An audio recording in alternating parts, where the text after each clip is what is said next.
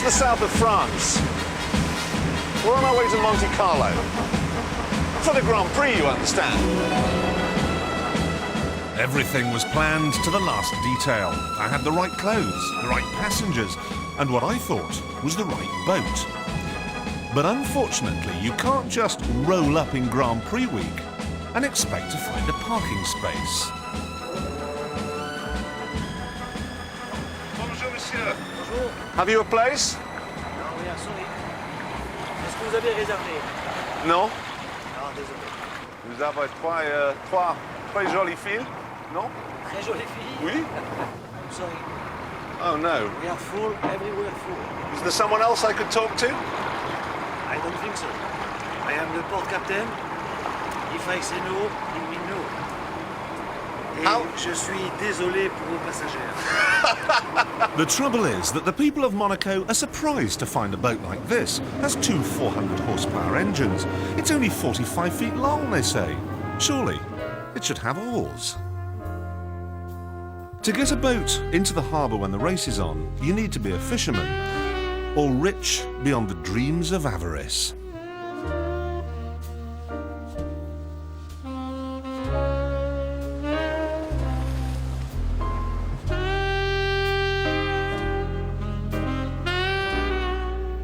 The Monaco Grand Prix was conceived as a global magnet for the world's plutocrats.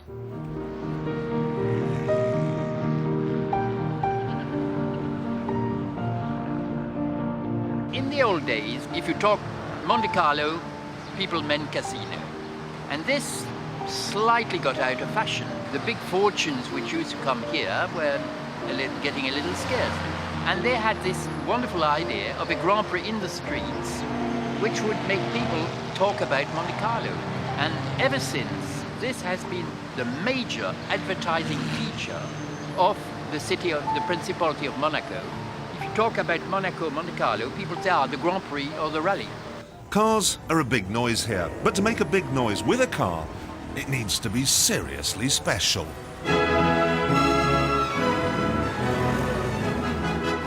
Meet the Renault Spider. I failed with the boat, but I am not going to fail with this.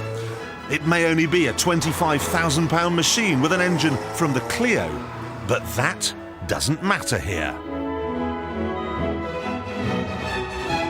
I think it's fair to liken Monaco to a zoo where people come to look at other people.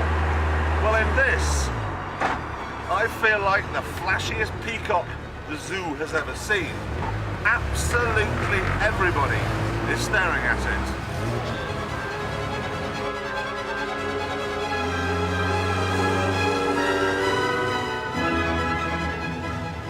But what makes this car so absolutely right for Monaco is that right now only two people have got one. Me and Prince Albert, heir to the throne in this weird and mysterious place. This fun park for squillionaires may only be 3 miles long and 300 yards wide, but there are 160 security cameras and 1 policeman for every 40 residents. Weird and mysterious it may be, dangerous it is not.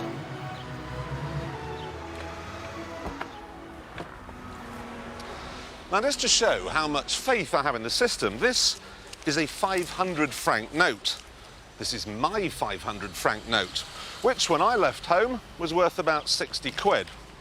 And I'm going to leave it on the dashboard. Now, when I get back, it will still be there.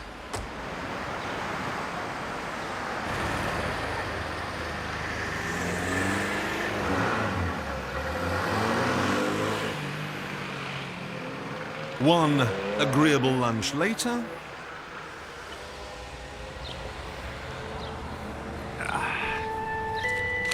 Told you so. These people are not burglars. This woman may have a horrible dog, but she's never ram-raided an electrical shop. This is the only country in the world with a dress code. If your helmet is not by Chanel, the police will want a word. And yet the government is offering big financial rewards to residents who buy an electric car. Your name, it is heard in high places. You know, the other can. He bought you a wheeled Moulinex for Christmas, and you keep it just for fun, for a laugh. Just for fun, for a laugh. Oh dear. I guess it beats walking. Just. You know, even if all the world's oil was suddenly turned into cheese, miraculously, I still can't see this car catching on in Monaco because they're just not that bothered about saving a few quid. In a country where Mercedes outsells Citroën and Peugeot, this is just plain daft. And a damn nuisance. Yes, I'm going! As fast as I possibly can. Hateful people. I promise you faithfully, this is flat out. Look, I'm sorry. What are we going to do? This is flat out. Yes. We're away. Sorry. Well, there we are ahead of me. The casino. Beyond the glittering blue waters of the Mediterranean. The people are elegant. The sky is blue. And I am in a Moulinex Magimix. Definitely, you need a big car to suit the look and the style, and I guess it's equal to a man's parts. Proof of that can be seen here as the doorman of the Hotel de Paris struggle to ignore the kitchen utensil, which has come to their little world. Will they open my door? No.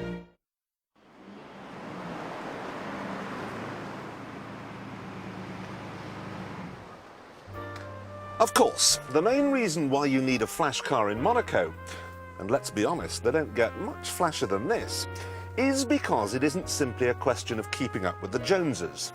No, you have to keep up with the Hackenens and the Coulthards. When you've made it as a motor racing driver, this is where you live.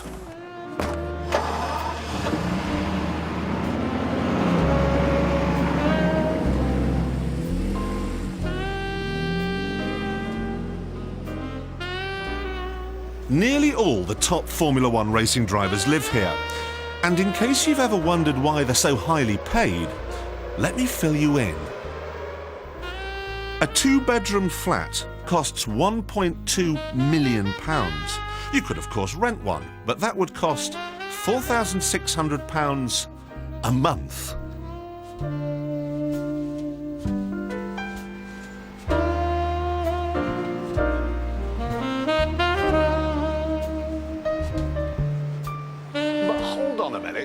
Why do all the racing drivers live here? I mean, all the waiters are rude to you in restaurants. No one ever says thank you if you hold a door open for them. You have to live in a tower block. Things cost an absolute fortune. Well, I'll tell you why. If you live here for 6 months and a day in each year, you don't pay any tax. But you try getting them to admit that, and it's a dark day for truth and justice. It's an ideal location for travelling around the European circuits. No, David, that's not it. I just think that every time in between the races I have like a little holiday in the south of France before going to the next one. I go back fully recharged. I came here for the climate and for the central part of Europe, really. Yeah, of course you do. It's in a very good climate. The weather is very good. Most of the time it's beautiful sunshine, it's warm. Look, guys, if you want warm, what's the matter with somewhere like Egypt? Here is a better social life. You can enjoy yourself much more than in Egypt. And it's also very central, because from here you can go anywhere in Europe within an hour and a half, something like that. Yeah, you come from Slough, Thierry. So it's, for traveling, it's also very, very good. Oh, come on, guys. Next thing, you got to tell me you live here because you stay fit. Having so good weather, you can also have a good training for fitness, and because for a racing driver it's very important also to train to be fit in the car. It's very nice here. You have nice buildings, you have nice boats, you have a lot of friends because everybody is living here. It's beautiful here, and I have much closer to Fiorano for testing. So that's really a great place to be. Yep. And now the honest answer, ducks. Thank you, Gerhard. Of course, the other reason for living here is that once a year you don't have to commute to work because builders bring the Grand Prix circus to your door. Here, they're covering the entrance to an underground car park so the transporters can park somewhere. Here, they're building stands, which some spectators don't need, because they've paid £18,000 for a weekend in room 801 at the Hotel de Paris, Churchill's favourite spot.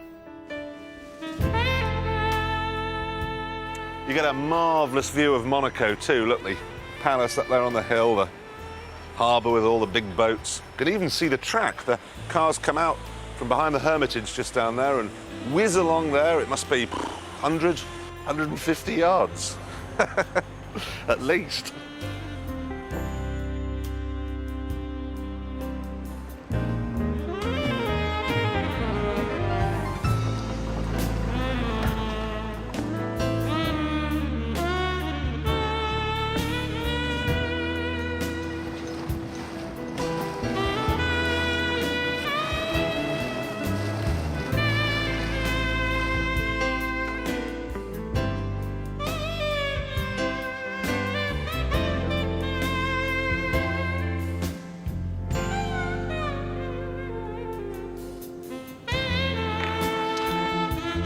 It's all a far cry from those early days. Back then, drivers would very often tow their race cars down on trailers from England with just a few shillings in their pocket.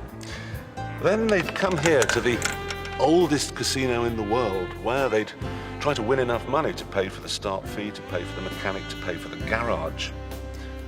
Be interesting to look back through the videotapes on those cameras up there and see if Frank Williams has ever been in here. He probably has, but it's almost certain that he'll have been here, to Rosie's Bar, before the drivers became a bunch of overpaid, early-to-bed fitness fanatics. This is where they partied. In the old days, it was very happy time. Nothing to compare with now. People used to have a race, enjoy the race, and then have big parties, you see? Without getting too drunk, but having big parties. So who was your favourite of all the old racing drivers? Well, in the old time, it was Sterling Moss, which was a terrific, wonderful driver, and he was also a great party man too. And then Graham Hill. Graham Hill was a friend, a real friend to us. Everybody loved him. He had so much personality. He could tell so many jokes to people. A great sense of humor. It was a great loss when he gone. So, David, exactly how fit have you got to be then to be a Formula One race driver? Well, I saw an article recently that had Grand Prix drivers fitter than sprinters, which I can't believe that can be absolutely true, because I certainly don't train as hard as Linford Christie, but simply the fitter you are, the quicker you'll be in the car. Why haven't you got a sweat up yet? Because I'm dressed for the occasion. You're wearing a pair of Levi's and a big heavy shirt, and you're probably sweating already. He's going faster than me. Do you think you're pretty representative of the new breed of Formula One drivers? Well, I like to think so, but I think probably people from the outside would probably have a better idea if that's the case. But certainly there's a whole band of younger drivers now who, although they're very focused on the job and trying to make sure they're winning, they also seem quite relaxed away from the circuits. I think that's important to have that sort of balance between the two. Yeah. Oh, you got a sweat on there. No, I'm just about that far away from a really very, very big coronary. Are you really? Yeah. Well, I don't have any medical experience. I think you better stop there. We're going to find Jonathan Palmer. Yeah. Oh, no, let's not. I did, however, find Mika Hakkinen and asked him if he was ever tempted to have a night off, to get drunk, to make someone pregnant. Sadly, he wanted to talk about the circuit. I feel very comfortable with it, you know. I feel I'm home, you know. I know exactly this corner. I can close my eyes, I know which way it goes. I know exactly where to turn here. I know exactly how close I should go in a barrier. How close? Well, you can fit just a little magazine between the wheel and the barrier. And you go around that corner in fourth. So fourth what sort gear. of speed? 140, 150. Okay, swimming pool area. And you accelerate in fourth, and the revs coming in maximum, and you just touch this wall. Well, you don't actually touch it, but you go very close, and you can see it. Somebody actually been touching it before. And very difficult corner, because you go so quick. What do you think gives Monaco the glamour? And I think the Formula One brings a lot of glamour to Monaco, because it's so special. So why doesn't it bring it to Northampton? It always rains in Northampton. English people are gonna hate me after this. No, we won't. He's a good guy. There are still parties, of course, and the drivers do go to them, but only because they're hosted by sponsors, and they have to. What do you think of Monaco? The place? Yeah. It's all right for a couple of days, but I wouldn't want to live here. And, you know, it's just too cramped and a lot of not normal people. How do you mean not normal? Well, I don't imagine to go down the pub for a couple of pints and things like that here, you know. And it's pretty much a ghost town, to be honest, when the Grand Prix is not on. You know, people have flats here but don't actually live here. Yeah, quite often in Monaco you have more, I wouldn't say work, but you have to be more in parties, you have to be with the sponsors quite a bit more. But that's part of the job. Monaco is glam though, isn't it? I mean, yeah, you go up the casino there and it's frightening, some of the women, isn't it? It's like, they're amazing, and the cars, the place is just full of Ferraris, and these yachts are just unreal. Like, it's sick how much money there is in the world, and I have far too small a portion of it.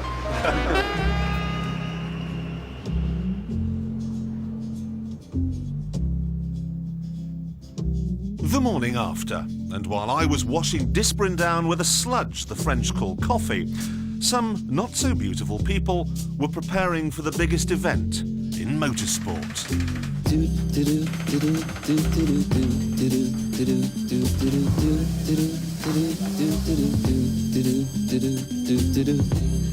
They even turn a shopping mall into a makeshift hospital.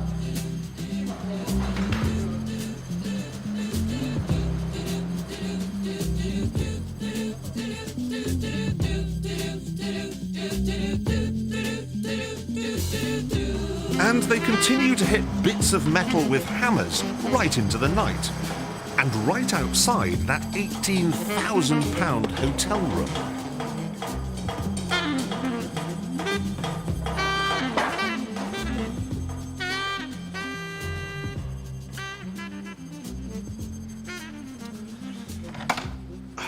Well, in a few minutes, they'll have done it. It's taken 2,000 people, 5 weeks, and it's cost 30 million francs. But they have turned a city, no, a country, into a Grand Prix track.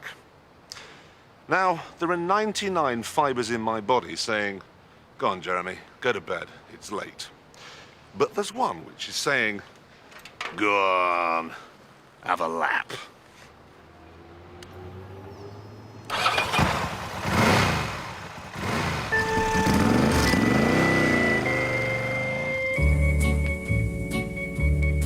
Even though I had a Ducati 916, the greatest motorcycle of them all, apparently, and even though the road was technically closed, I had to dawdle for 2 reasons. First, those security cameras never sleep, and second, I can't ride a bike.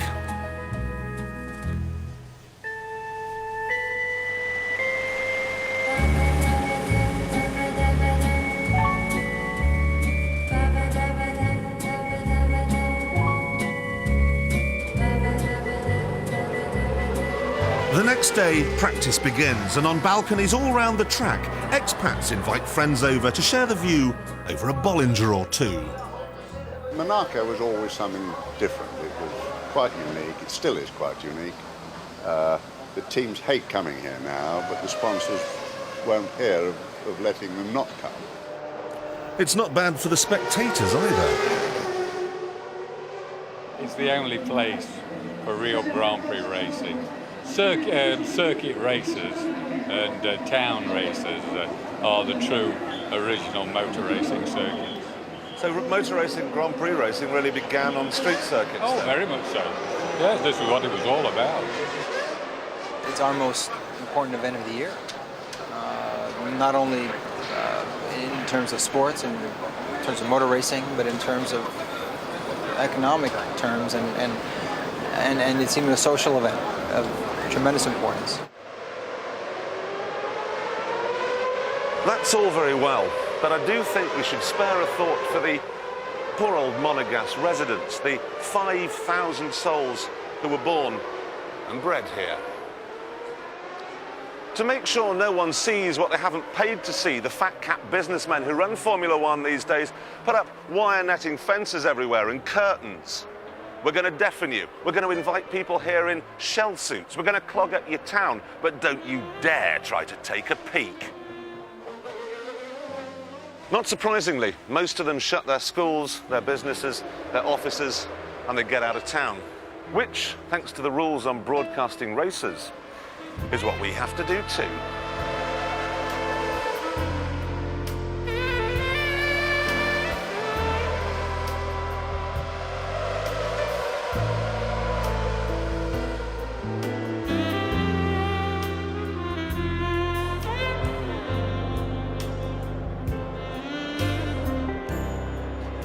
What?